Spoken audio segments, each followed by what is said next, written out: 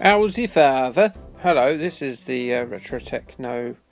I will get this right one week. This is the Super Arcade 20p Challenge, where you can have as many practice goes as you want, but as soon as you press record, that is your run. Do you need a practice go on columns to get the hang of it? Probably not. I think anyone that's been near, smelled the plastic of a Mega Drive even, would know how to play columns. Yeah, it's a well-known commodity. But yes, the challenge is basically some old guffs get together on Facebook and play terrible and sometimes good, like this, games, and see who's best at them using 2 credits. And this week we've got columns. There is a league table of which I'm falling down the league. Like a Harry Redknapp side with an injury crisis. Not great. I'm not doing well at the moment. Will I improve it using a puzzle game? No, I don't do very well at this either. Spoilers, sorry. So what is columns? Yes, columns, we all kind of think of it as a Sega game. I think it sort of debuted either in the arcade or the Mega Drive, but it did not. No, it was developed by a chap called Jay Geertsen, who I presume is Dutch. It actually came out first on MS-DOS and Apple Mac, and then Sega bought the rights to it, and it came out on the arcade, and then shortly afterwards, this was 1989, I think, and then shortly afterwards on the Mega Drive about a year or 2 later. So, yeah, it came out on that, and then it also came out on the Game Gear. Apparently, it has an Atari ST port. It came out a lot later on the various Mega Drive collections, like on the PSP, on the Genesis collection or Mega Drive collection. It was out on the MSX as well before then. It came out in the Apple iStore. It was part of the Genesis Mini, or Mega Drive Mini as we call it over here. It was released on the Wii, on their little shop thing, the PS3 and 360 via Sonic's Ultimate Mega Drive collection. And then absolutely everything when that Mega Drive collection came out on the PS4 and the Switch and the Xbox. You know the one I mean, where you went into like an American teenager's room and avoided his exercise socks, if you know what I mean. You had that shelf of games, didn't he? And like a CRT, it was all to press your nostalgia buttons. My room was never that clean, and there were no pictures of Kelly Brook on that wall, so my nostalgia remained unmolested by such things. General facts of the week. You might be looking at this game and going, it's going to be a tough call to do something based on this. But once again, my internet history is once again severely compromised, and probably under the supervision of several sort of law enforcement agencies. As this time I went to a homosexual gentleman's website called Mr. Q, and he had a buyer's guide for the best, I don't know how to say this without getting in trouble with YouTube, the best toys, the best length toys. Do you know what I'm talking about? If 2025. So let's go through the list, and I will say something that compromise all that fanning about I just did. I just said fannying. Does that count? Let's see. So yes, the biggest enjoyment toys of 2025, or the best ones rather. In the large category, sure, why not? You've got the Real Feel Deluxe Vibrator. Oh, this is the biggest vibrating ones. So the biggest vibrating pleasure sticks. The Real Feel Deluxe Vibrator. And then you've also got the Satisfyer Vibes XXL. That sounds proper good, doesn't it? In the thickest category, you've got the Ram Glass. You've got the Great American Challenge 15-inch. Sounds like a pizza. You got the Jumbo Jack Man O' War. Don't call it that. A Man O' War.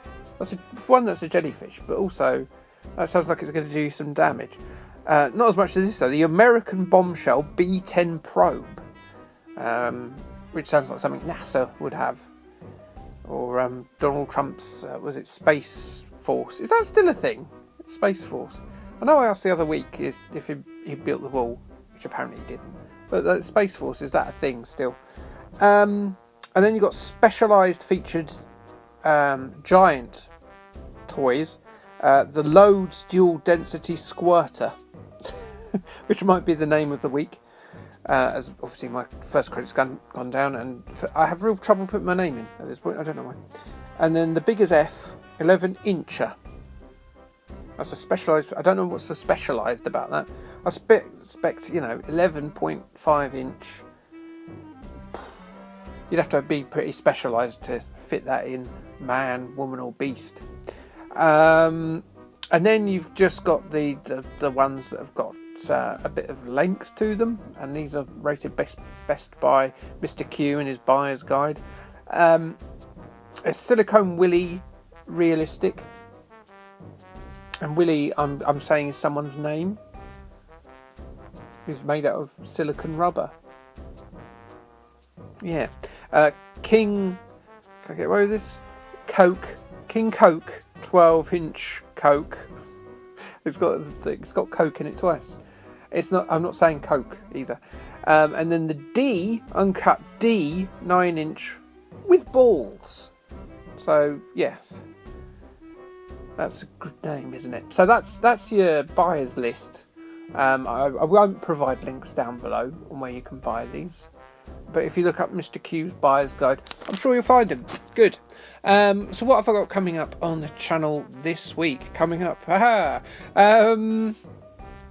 yeah. What is? Oh, it's one of the worst games that I've played on the Game Boy Color. It is based on a cartoon I really don't like and have never liked. Do you remember Arthur the Aardvark? Arthur the Aardvark. Yes. I'm doing there's a game that was based on his adventures on the Game Boy Color that is absolutely rank, and so we're going to be having a look at that.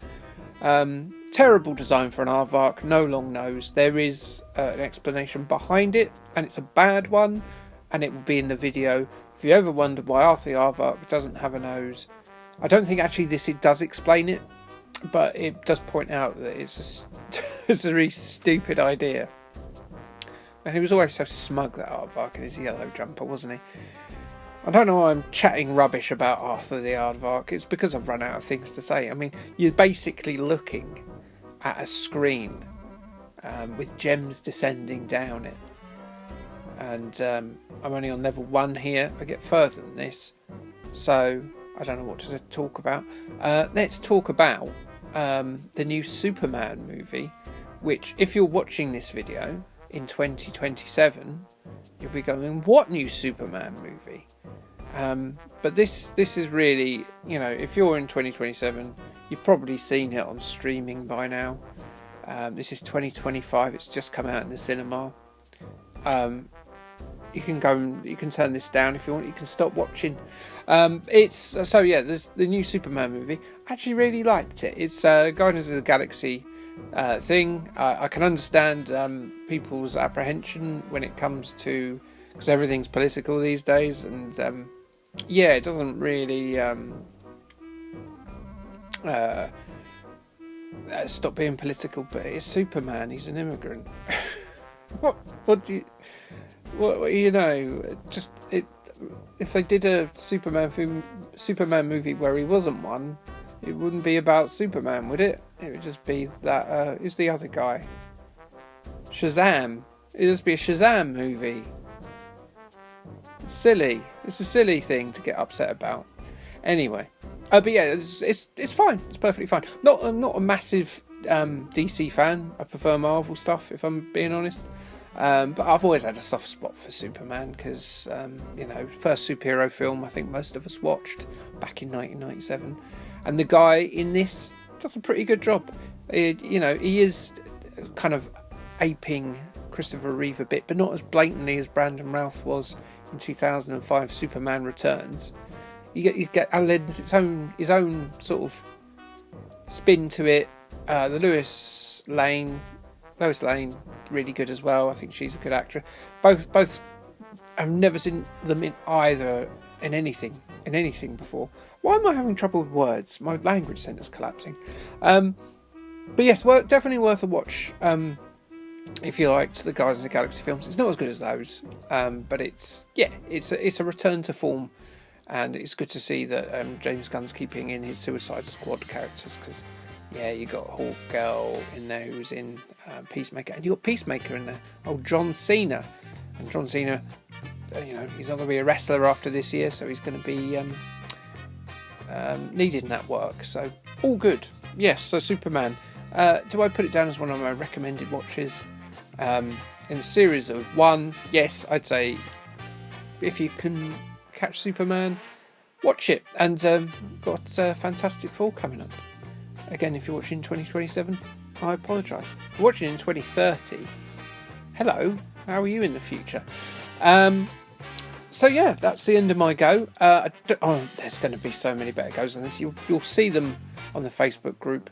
Go and have a look at them, because don't do very well this week. Like, subscribe, and thanks, bye.